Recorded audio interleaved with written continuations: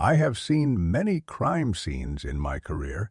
Some were gruesome, some were senseless, some were the kind of horrors that keep an investigator awake long after the case is closed. But nothing, absolutely nothing, prepared me for the story buried deep in the quiet woods of Wilseyville, California. I am Miller Files, and this is the case that taught me how evil can grow in silence, how monsters can hide behind the sound of trees swaying in the wind, and how two men created a private kingdom of cruelty so elaborate that even today the full scope of their crimes may never be known. The story of Leonard Lake and Charles Nong began long before law enforcement ever heard their names. It started with a mindset, a philosophy, so twisted that it was able to justify torture, murder, and domination over other human beings. Lake believed in survivalism, in the collapse of society, in the idea that when the world fell apart, only the strong and merciless would rule. He spent years preparing for that imaginary apocalypse. What he did not prepare for was what would happen when his private fantasies crossed into irrevocable reality. Our investigation began with something so small, it barely caused a ripple at first. On June 2nd, 1985, officers in a small town outside Sacramento responded to what sounded like a trivial complaint. A man had been caught attempting to steal a vise from a hardware store. Normally, shoplifting does not open the doors to hell, but this time it did. The man who fled the store was later identified as Charles Nong. The man who stayed behind, calm and polite, was Leonard Lake. He told officers he was simply helping a friend move, that it was all a misunderstanding. But the moment they searched his car, the temperature of the room changed. Inside the vehicle, officers found a .22 caliber pistol fitted with an illegal silencer. They also noticed the license plates did not match the registration. These were serious offenses, enough to bring Lake into custody, enough to make him nervous. Nervous enough that inside the holding cell, he asked for a glass of water. As an officer turned away to get it, Lake retrieved a hidden cyanide capsule kept beneath his collarbone. When the officer returned, Lake was already convulsing. Within minutes, he was dead.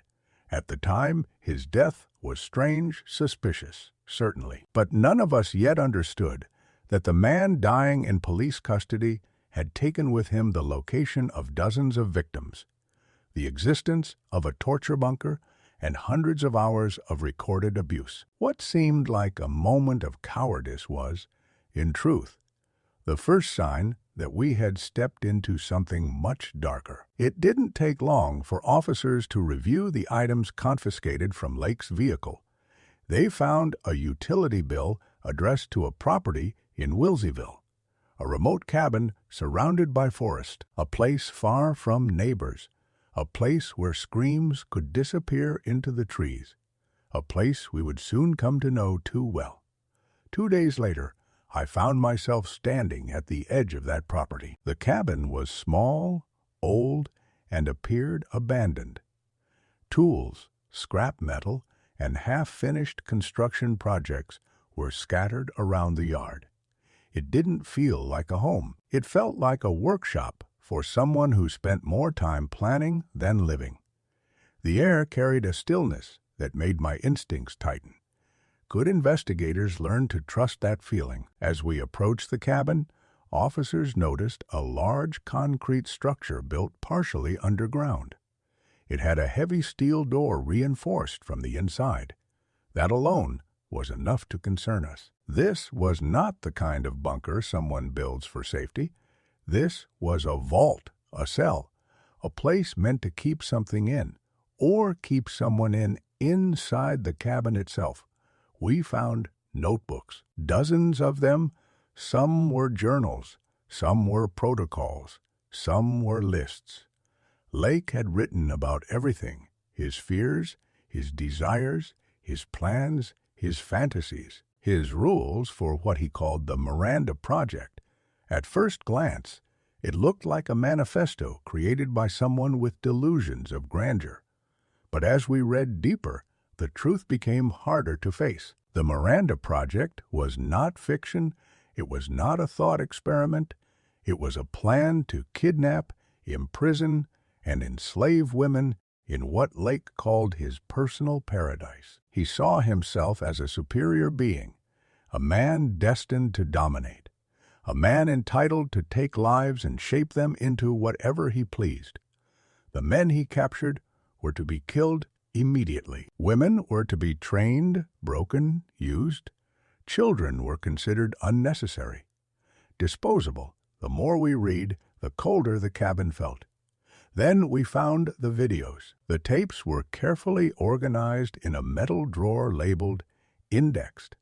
Some marked with dates, some with names, some with names, some with nothing at all. When the first tape was loaded into the player, the room fell silent.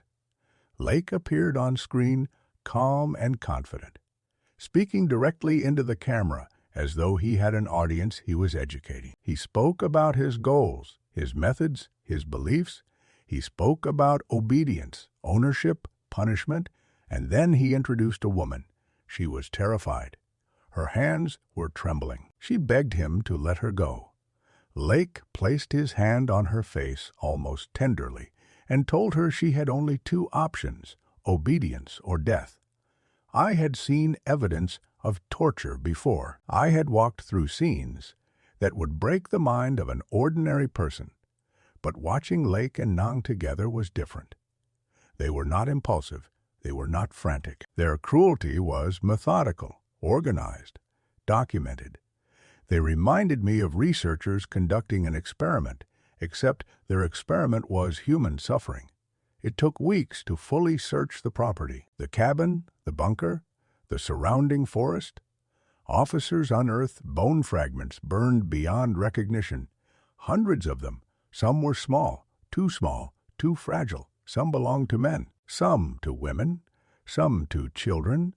The soil had been sifted so many times that it no longer felt like dirt. It felt like ash mixed with secrets.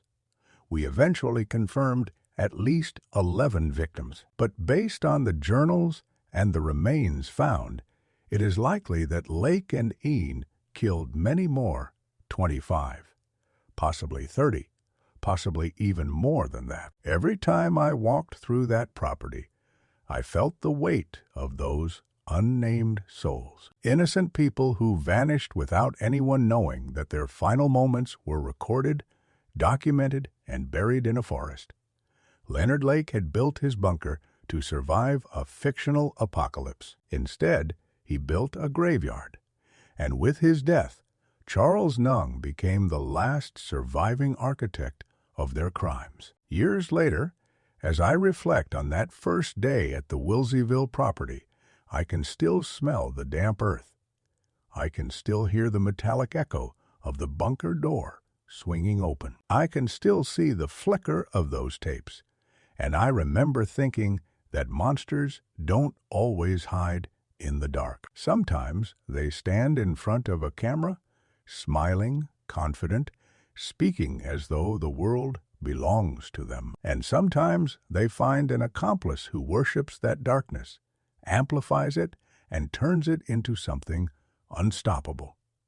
This was only the beginning, the discovery. The moment when we realized that we were not just investigating a crime scene, we were standing on the edge of a factory of cruelty, designed by two men who believed the world was theirs to reshape. What came next would take years to untangle. What came next would lead us through international pursuit, endless legal battles, psychological analysis, and the slow, painstaking process of giving names back to the dead. But standing there, outside that cabin, none of us knew that yet.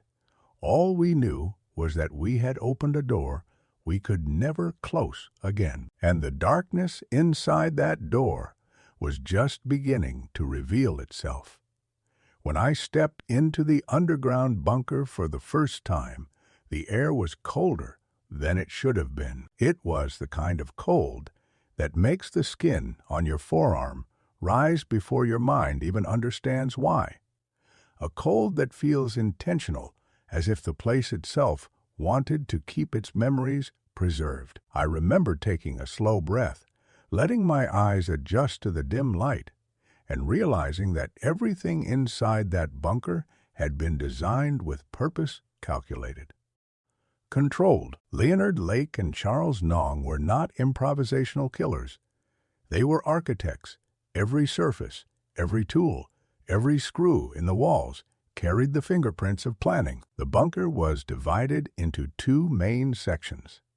The first was a small antechamber filled with tools, shelves, a workbench, and a wall lined with restraints. The second room was behind a heavy metal door. When we pulled that door open, the echo of its hinges filled the space like a cry. These sounds stayed with me long after we left Wilseyville. Inside that room was a narrow bed bolted to the floor. Across from the bed, mounted on the wall, was a camera facing directly toward whoever lay on it. The distance between the bed and the camera was precise, almost mathematical, as if Lake had measured the framing for his recordings. There were scratch marks on the wall near the bed, some long, some shallow, some recent, some older, human scratches. People had tried to escape, people had tried to survive, and the walls told us that they failed. On the right side of the room was a small cabinet. Inside were items that made even the most seasoned officers step back.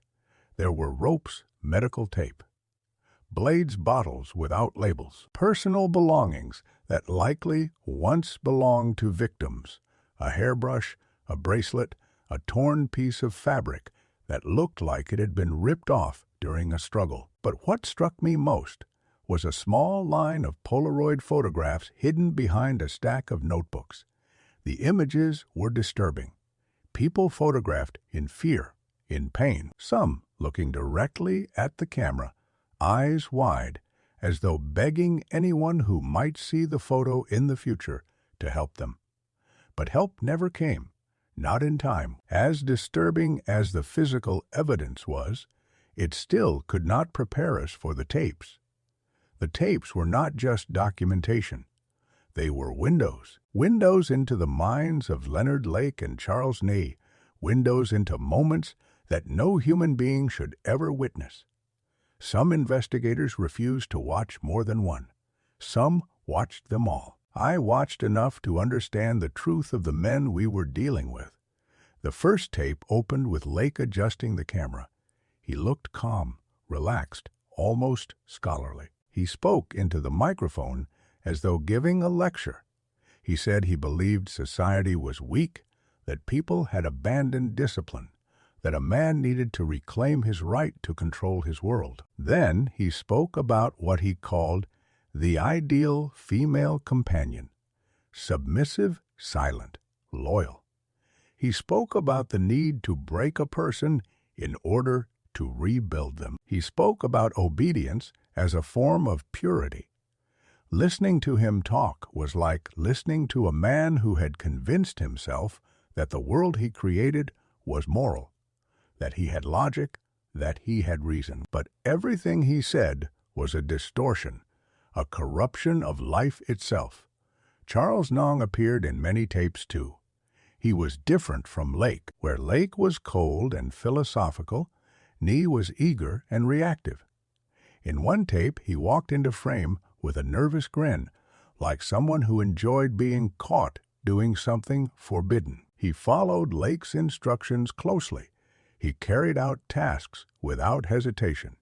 He laughed in moments that should never have brought laughter to any human being. He acted like a student desperate to impress a teacher, and Lake was that teacher. The two men fed each other's darkness, amplifying it, reinforcing it, creating a cycle that no victim could ever escape. The most haunting tape we found featured a woman who looked young, maybe 20, possibly younger. She was tied by her wrists to a bar hanging from the ceiling. Her feet barely touched the ground. She looked exhausted, terrified. Her voice cracked when she begged them to let her go. She said she had a family. She said people were looking for her.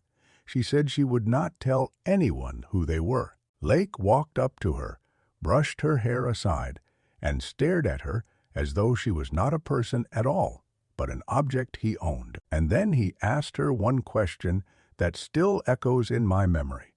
"Why do you think you deserve to live more than we deserve to have you?" Her answer did not matter. It never mattered. The tape ended shortly after.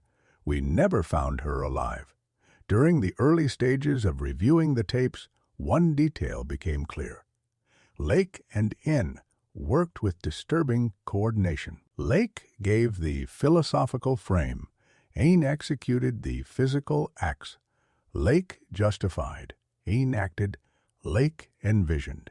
Inn delivered. It was a partnership that made each man more dangerous than he ever could have been alone. And this is a pattern I have seen in only the most extreme cases. One man supplies the ideology, the other supplies the action. Together, they become something exponentially worse. Outside the bunker, we continued to search the property. We found shallow fire pits, hidden beneath layers of brush and pine needles. Inside those pits were fragments of bone mixed with melted plastic, shards of metal, and ashes that, when sifted, revealed teeth. Teeth are often all that remain after a certain level of heat. Some teeth belong to adults. Some belong to children. Some fragments were so small that our forensic team had difficulty determining whether they belonged to a human body or multiple bodies intermingled. The further we walked into the woods, the more evidence emerged.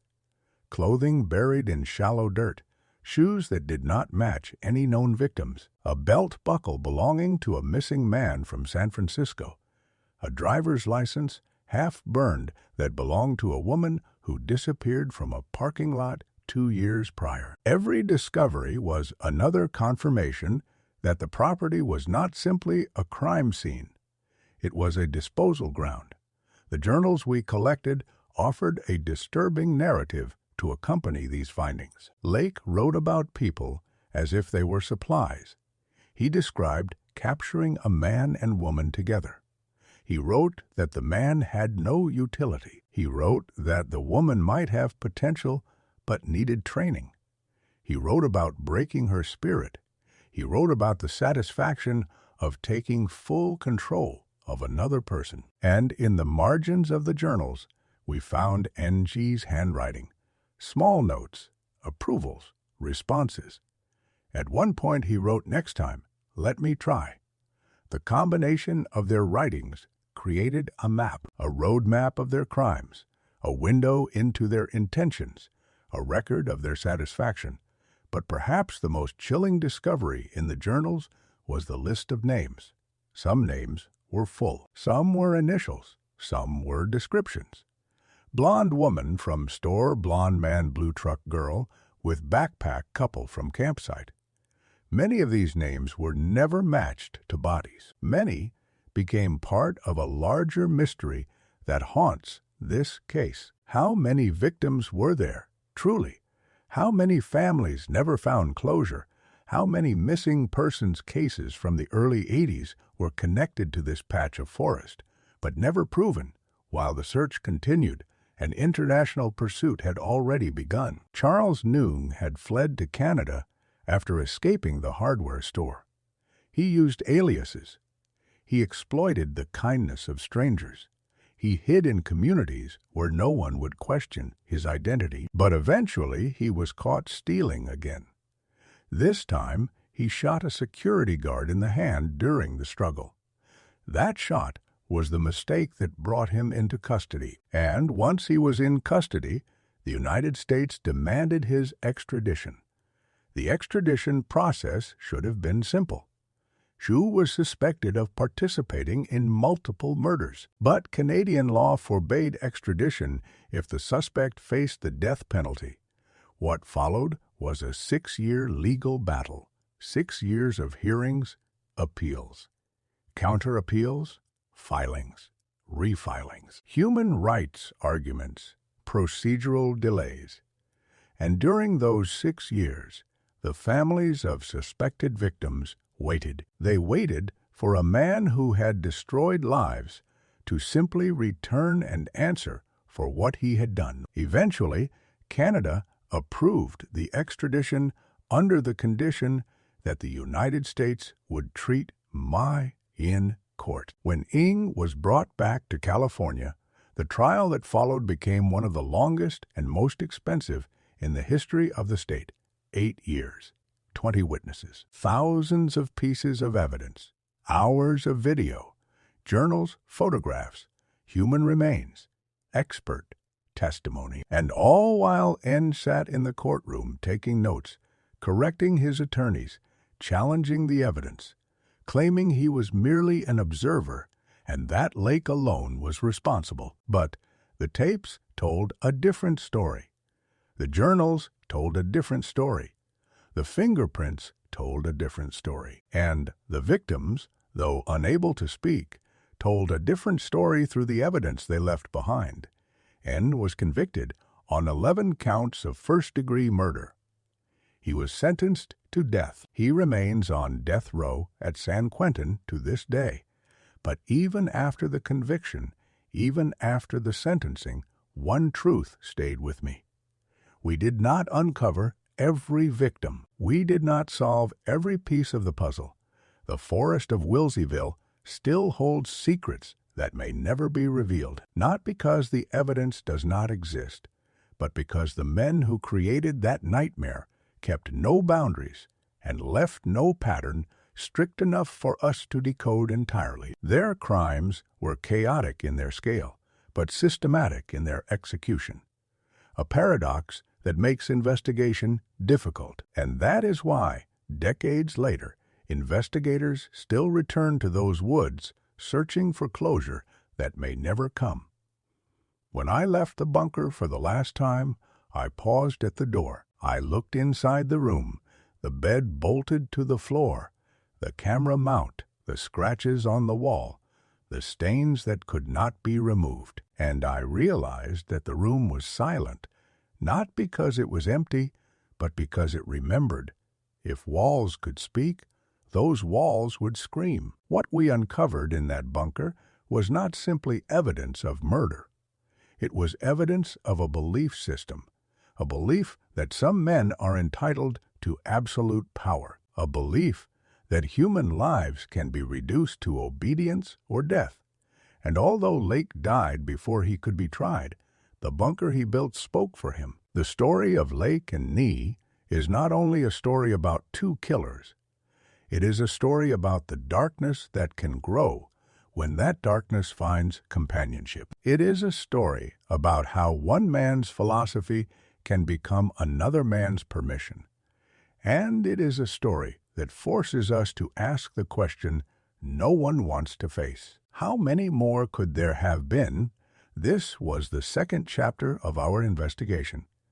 The chapter where the recordings spoke louder than any confession. The chapter where the truth stopped being theoretical and became undeniable. The chapter where the monsters revealed their faces. And the chapter where we learned that some crimes do not end with arrest. Some crimes echo for decades.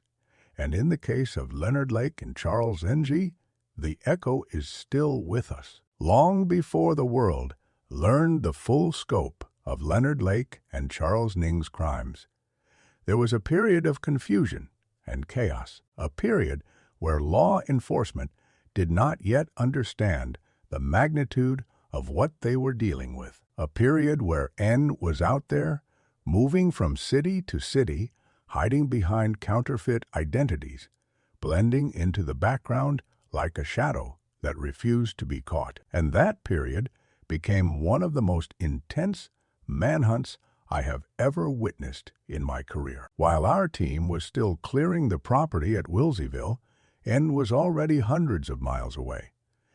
Lake's suicide had created a fracture in the investigation. It was a message, though none of us realized it at the time, Lake knew exactly what would happen once law enforcement searched his car.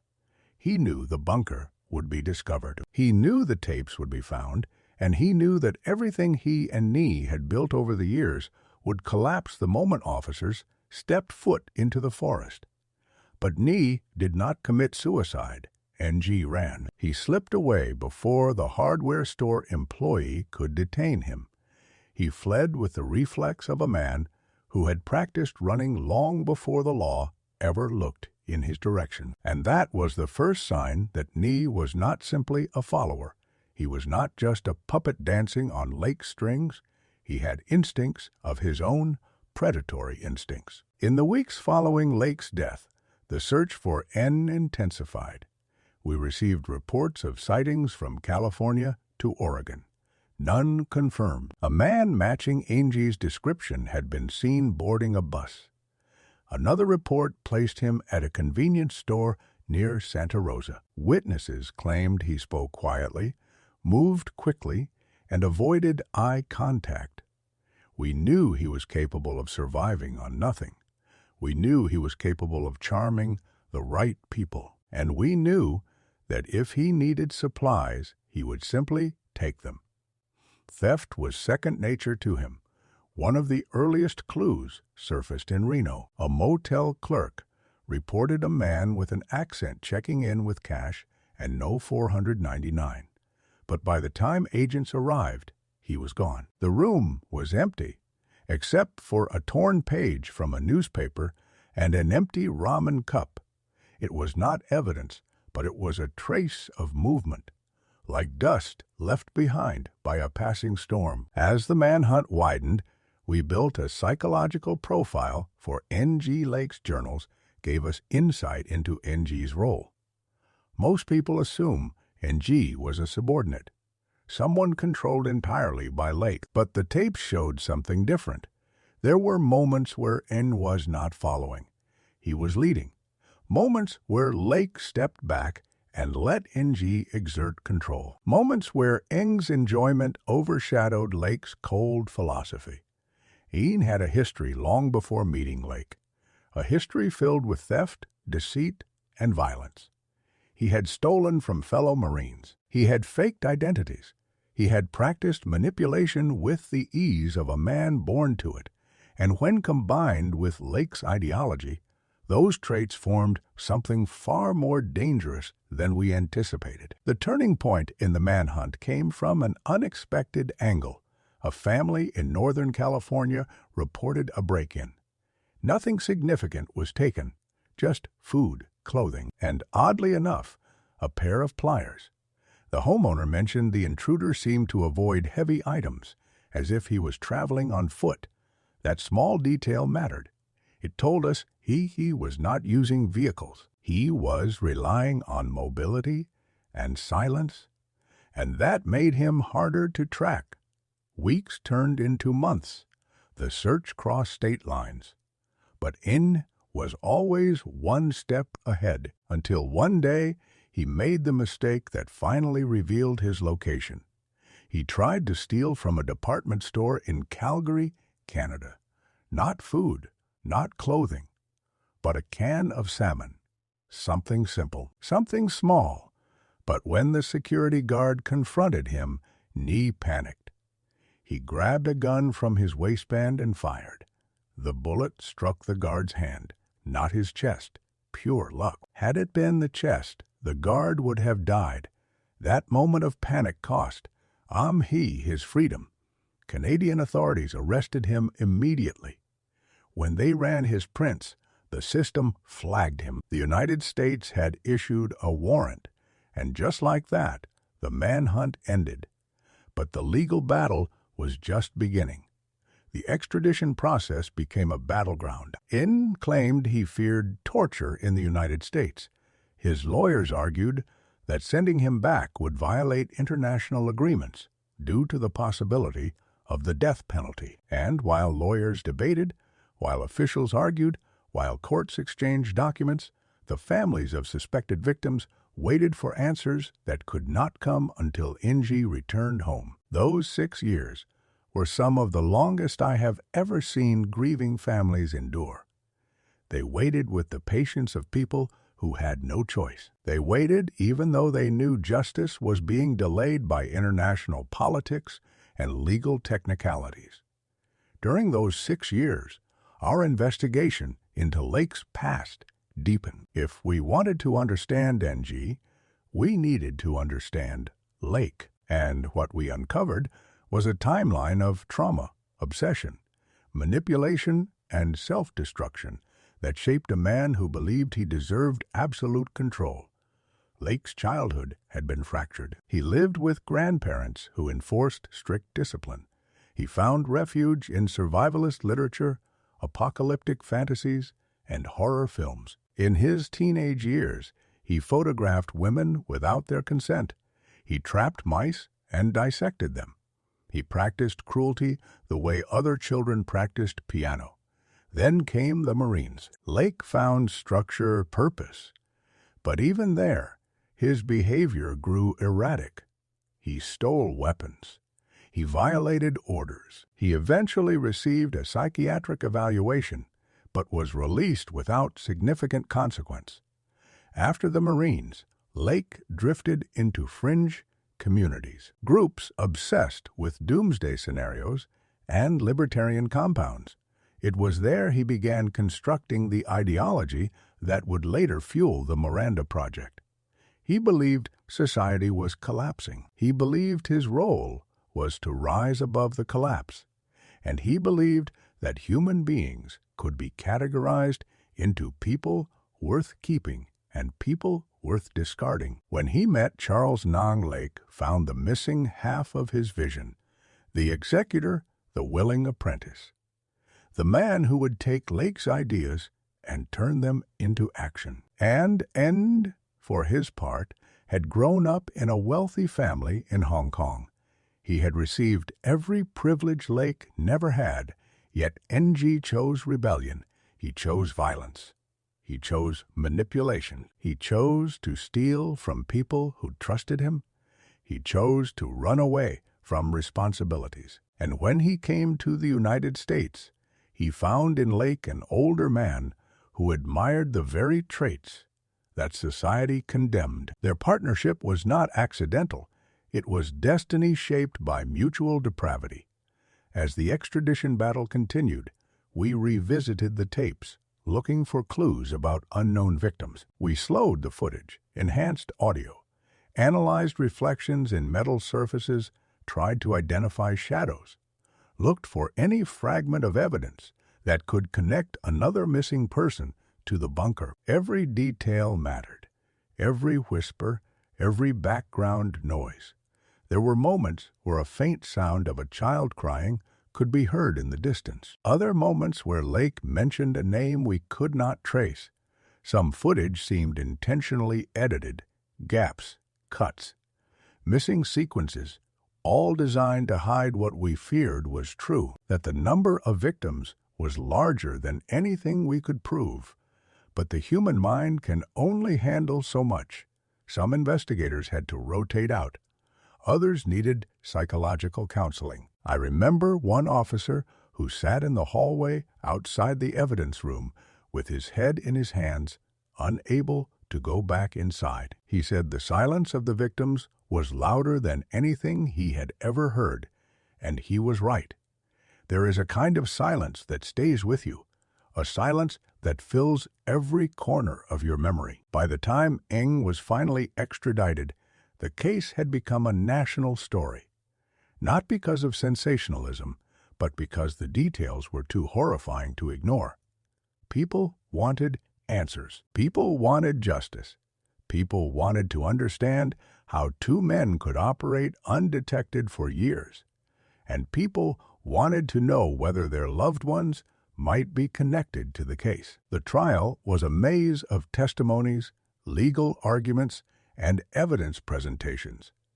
NG fired multiple attorneys. He insisted on representing himself at times. He claimed the videos were staged. He claimed Lake forced him. He claimed he was merely present. But no matter what he said, the recordings contradicted him. The journals contradicted him. The crime scene contradicted him. He was not an observer. He was a participant. And he was as dangerous as Lake, if not more. After 8 years of legal warfare, the jury deliberated for less than a week. Nang was found guilty on all counts. He was sentenced to death. But to me, the real ending came not in the courtroom, not in the prison, and not in the final judgment. The real ending came when I stood on the property of Wilseyville one last time, long after the trial had concluded. The trees were silent. The air still carried a faint smell of pine and damp soil, and I realized that the land itself had become a witness, a graveyard, a canvas painted with the remnants of lives cut short by 2 men whose partnership had turned into one of the darkest chapters in American crime. In that moment, I understood something essential. Justice punishes the guilty, but justice does not always heal the past. The land remembers, the walls remember, the victims, though gone, remain in the echoes of the forest. And the echo of Leonard Lake and Charles Ning is one that still travels through time, untouched by silence. This was the 3rd chapter of the story, the chapter of pursuit, the chapter of psychological reconstruction, the chapter that showed how monsters are made and how they hide in plain sight. What comes next is the chapter that reveals how society responds when confronted with a darkness deeper than imagination. And that is where our investigation continues. Long before the trial began, long before Charles Neig entered the courtroom in his neatly pressed beige suit and emotionless expression, the weight of his crimes had already filled the air like a storm that refused to break. Investigators, prosecutors, families, journalists, even the courtroom walls seemed to carry the heaviness of what was coming. And for me, a man who had walked through the bunker, handled the bones, watched the tapes, and breathed that forest air that still whispered with ghosts, the trial was not just a legal process. It was the final confrontation between truth and the man who had tried to run from it for years. The trial of Charles Nee became one of the longest and most expensive criminal trials in the history of California, not because the evidence was unclear, not because the prosecutors lacked preparation, not because witnesses were unreliable, but because he made it so. It was as if he wanted the world to watch the spectacle, as if the trial itself was his stage, a final performance, a last attempt at controlling the narrative he had lost long ago. From the moment Ains stepped into the courtroom, he behaved not like a man facing death, but like a man auditioning for a role. He took notes obsessively. He whispered to his attorneys. He corrected them. He argued with them. He demanded access to evidence files and insisted on reviewing hundreds of pages of documents himself. At times, he claimed he wanted to represent himself. At other times, he accused the court of conspiracy. His behavior was erratic but calculated, as though each action was designed to create delay, and delay he did. But the truth cannot hide forever. And in the courtroom of San Andreas, California, the truth arrived in the form of evidence stacked so high that no amount of legal maneuvering could make it disappear. The prosecution began by establishing something simple but devastating. He was not a bystander. He was not an unwilling participant. He was not an observer. He was a partner, a collaborator, a willing apprentice to Leonard Lake. And the tapes, the journals, the bones, the personal belongings, and the physical evidence all pointed directly to him. The tapes were shown to the jury in carefully selected segments. The goal was not to traumatize them, but to reveal the truth without destroying them emotionally. Even so, several jurors looked away. Some covered their mouth, some wiped tears, and one man, a middle-aged juror with a background in military service, excused himself during one of the recesses and vomited in the hallway. The footage was that horrific. One of the most powerful moments in the trial came when the prosecution played a segment of tape where Lake instructed a woman to obey. Standing behind her, visible only for a moment in the corner of the frame, was Charles Nunn. His arms were crossed, his posture relaxed, his smile faint but unmistakable. There was no sign of coercion, no sign of hesitation. He was not being forced, he was participating, and the jury saw it plainly. The prosecution then presented physical evidence recovered at the bunker: zip ties, ropes, duct tape, clothing, bone fragments, teeth, jewelry belonging to missing women, driver's licenses half melted in fire pits, tools bearing human tissue under the microscope. Each piece of evidence carried a story. Each story carried a weight, and the jury felt that weight. We testified as well, those of us who searched the property, those of us who cataloged the evidence, those of us who watched the tapes. I remember the moment I stepped into the witness box. The courtroom seemed colder than the bunker, not because of temperature, but because of what sat on the other side of the room. Charles Nunn stared at me with an expression that was not anger, not fear, not guilt. It was a look of curiosity, like he was analyzing me the way he once analyzed his victims. A look that sent a shiver through my spine. The defense attempted to paint Nunn as a victim of manipulation. They claimed Leonard Lake was the mastermind and Nunn merely followed orders out of fear. They claimed Ng was traumatized by Lake's pressure, that he acted under duress, that he lacked autonomy. But the journals told another story. In the margins of Lake's writings were Ng's notes, encouragements, suggestions, requests to participate, requests to try new methods. The handwriting that linked the two men was the handwriting that dismantled the defense's argument. In one journal entry, Lake wrote about the satisfaction of breaking someone's will. Next to it, Ng wrote, "Looks fun." Another entry described capturing a woman. Beside it, Ng wrote, "I want the next one." These were not the words of a man in fear. These were the words of a man who enjoyed the darkness he helped create. The defense tried another angle. They attempted to exclude the tapes as evidence. They argued the recordings were prejudicial. They argued the victims did not consent to being filmed, and therefore the content violated legal standards for admissibility. The judge disagreed. The tapes were critical evidence. Without them, the full truth could not be conveyed. The judge allowed them. At one point, N became so disruptive in court that the judge ordered he be removed from the main courtroom and allowed to watch the proceedings from a separate room. Even then, he continued to request interruptions, sending notes to his attorneys and making constant demands that slowed the trial to a crawl. The families of the victims sat through the proceedings day after day, their faces marked by exhaustion and grief. Some held photographs of their missing loved ones. Others clutched tissues in shaking hands. The father of one victim whispered a quiet prayer each morning before the trial began. A mother sat in silence, her eyes fixed on Ng with a look that carried decades of pain. The trial stretched on for months. The legal fees climbed into the tens of millions. Na became one of the most expensive defendants in state history. But at the end of it all, none of the cost mattered. None of the delays mattered. Only one question remained. Would the jury find him guilty? When the jury finally returned to the courtroom after deliberation, the silence was suffocating.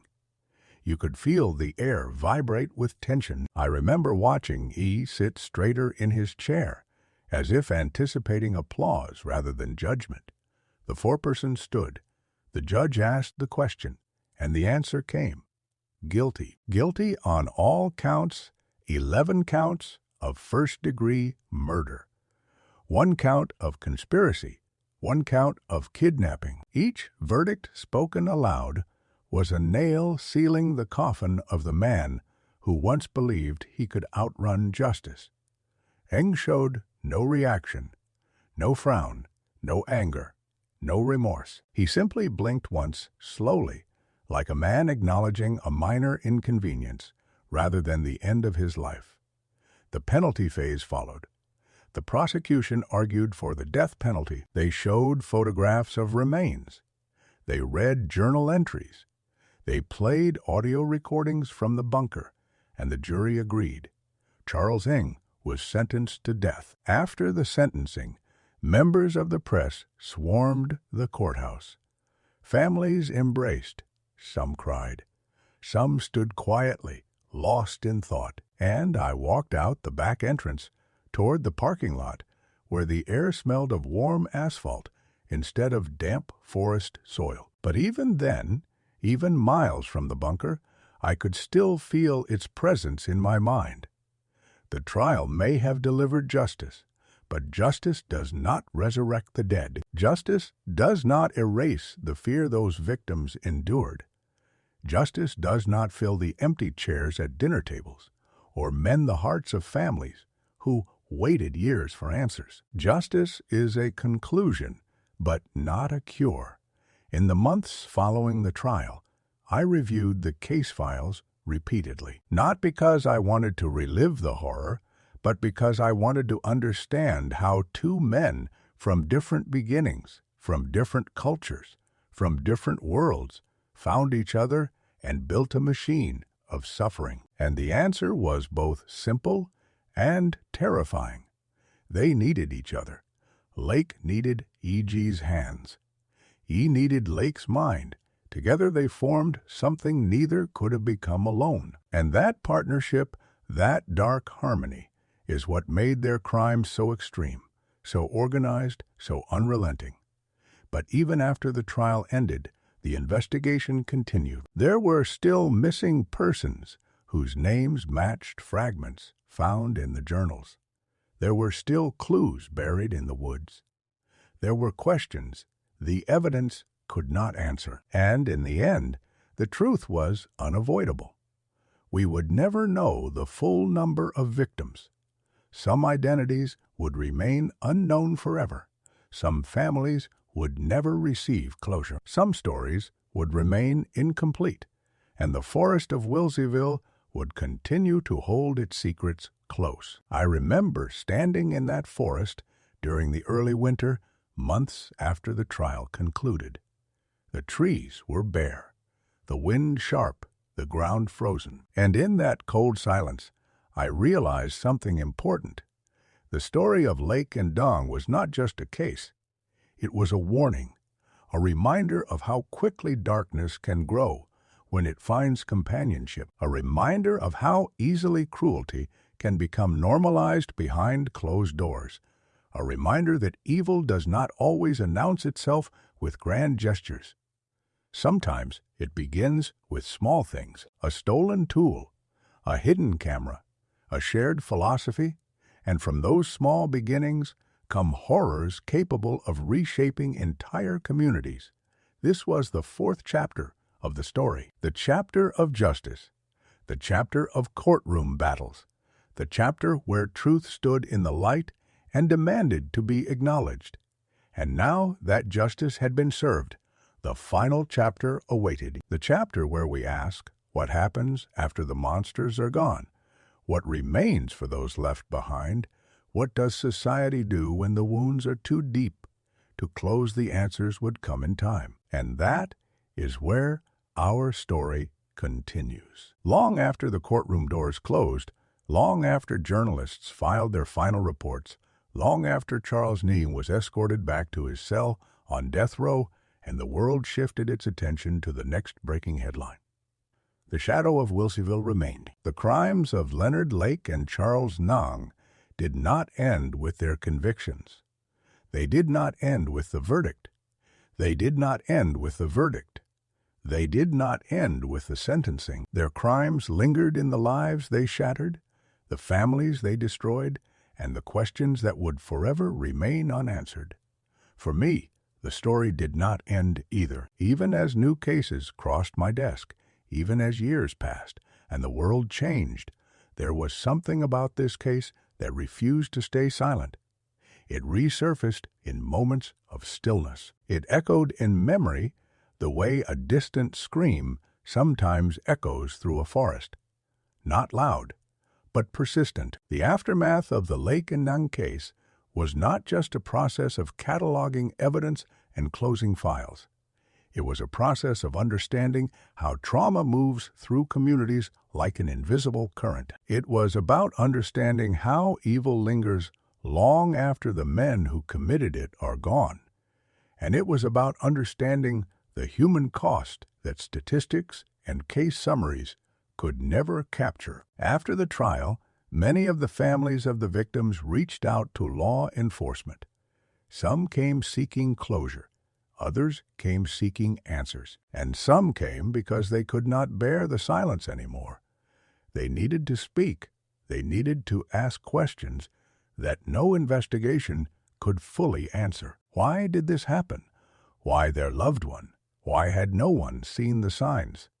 Sooner, why did society allow two men like Lake and Ian to operate undetected for so long? There were no easy answers. Sometimes there were no answers at all. One mother arrived with a small cardboard box filled with her daughter's belongings. A bracelet, a keychain, a folded note that said, "Mom, I love you," written in her daughter's handwriting. She placed the box on the table and asked me a question that still haunts me. Does she know I never stopped looking for her? I told her yes. I told her that love like hers does not disappear, that her daughter felt it, that she carried it with her. I do not know if that was true. I do not know if I said it for her sake or for mine, but in that moment, it was all I had to give. Another family brought a photograph of a young couple who disappeared on a road trip. Their bodies were never found, but their belongings had been recovered at the Wilseyville property. The parents asked if I believed their children suffered. They asked if their final moments were painful. They asked if they cried for help. These were questions no investigator wants to answer. Questions that reveal the limits of human language. Questions that force you to confront the darkest parts of your own spirit. I told them the truth in the only way I could. I said their children were strong. I said they fought. I said they deserved better than what happened to them. And I said that their courage mattered, even if the world never saw it. Not all families came with questions. Some came with anger. Some with rage that had built inside them for years. Rage at Lake, rage at Neagle, rage at the legal system that took so long to bring justice, rage at themselves for not being able to protect their loved ones, rage that had nowhere to go except into the air of the interview room. One father slammed his fist on the table and shouted that he wanted Nung to die slowly, that he wanted Lake to burn in hell, that he wanted someone to blame. And when he finished shouting, he collapsed into a chair and cried like the world had ended. For him, it had. And through all of this, through the grief and rage and silence, the forest of Wilseyville remained unchanged. While investigators continued to revisit the site in hopes of discovering additional remains, there was a growing sense that some secrets would stay buried forever. Nature had reclaimed parts of the property. Pine needles covered fire pits. Moss grew over the concrete roof of the bunker. Branches fell over the trails where victims once took their final steps. To the untrained eye, the land appeared peaceful, serene even. But to those who knew, it was a graveyard without headstones. Every tree a witness, every root a reminder, every gust of wind a whisper from the past. Years after the trial, I visited the site one last time. It was early morning.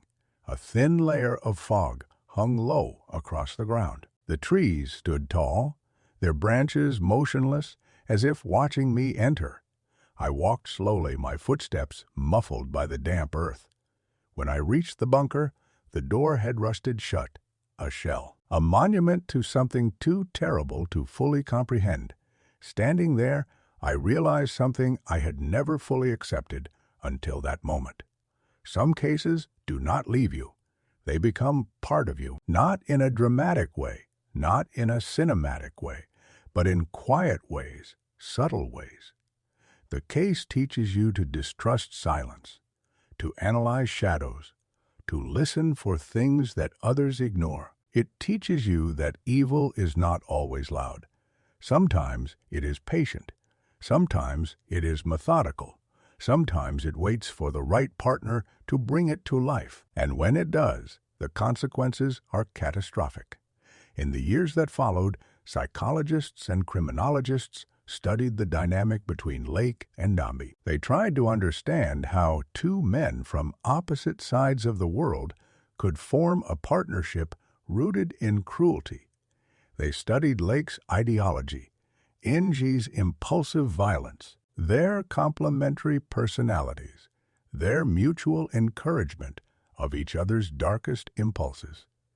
And what they found was disturbing. Had these men not met, neither might have become a serial killer of this scale.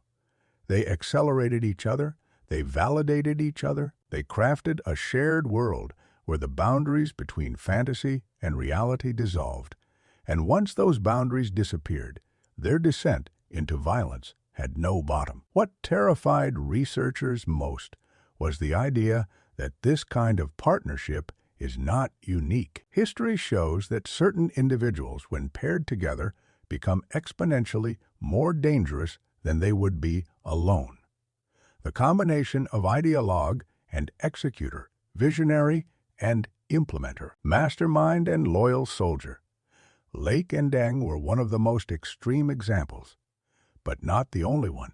Their case became a study in how evil spreads, how it recruits, how it grows in pairs, and how society often fails to detect it until the aftermath is too devastating to ignore. Even after Yi's sentencing, the case continued to influence forensic science. Techniques for identifying burned bone fragments improved. Methods for reconstructing identities from partial remains evolved. Behavioral profiling expanded to include co-offender dynamics rather than focusing solely on individual pathology. The case forced investigators to rethink assumptions, but the most profound impact was on the families of the victims. Some rebuilt their lives, some found new purpose, some became advocates for missing persons. Others never recovered. Grief, like crime scenes, has its own phases, its own timelines, its own unresolved corners. And for many, the wounds inflicted by Lake and End remained open. In one of the case review meetings, years after the trial, a colleague said something that stayed with me. Evil leaves fingerprints on more than the body. It leaves fingerprints on the living. Fingerprints you cannot dust for. Fingerprints you cannot photograph. Fingerprints that do not fade. He was right.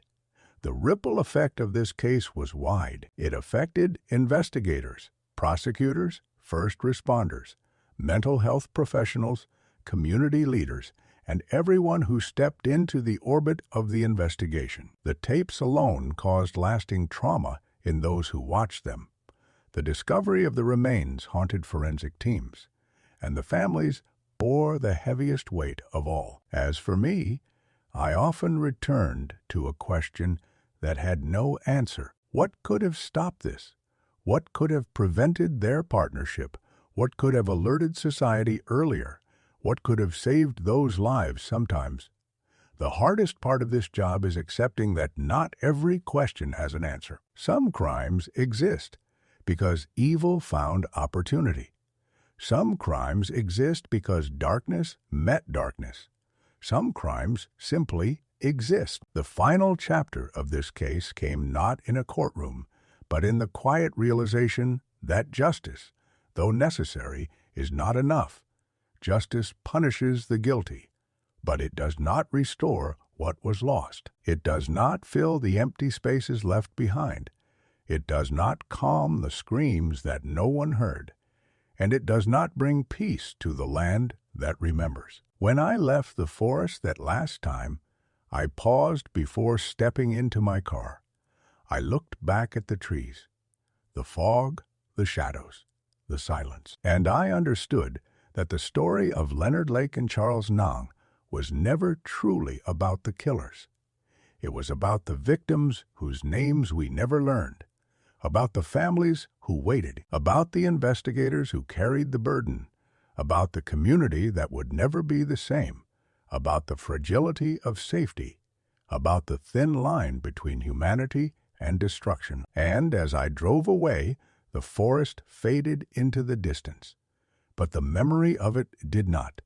Some echoes follow you for life. And this case, this darkness, this reminder of what people are capable of when they surrender their humanity will stay with me for the rest of my days. This was the final chapter, but its echo will never end.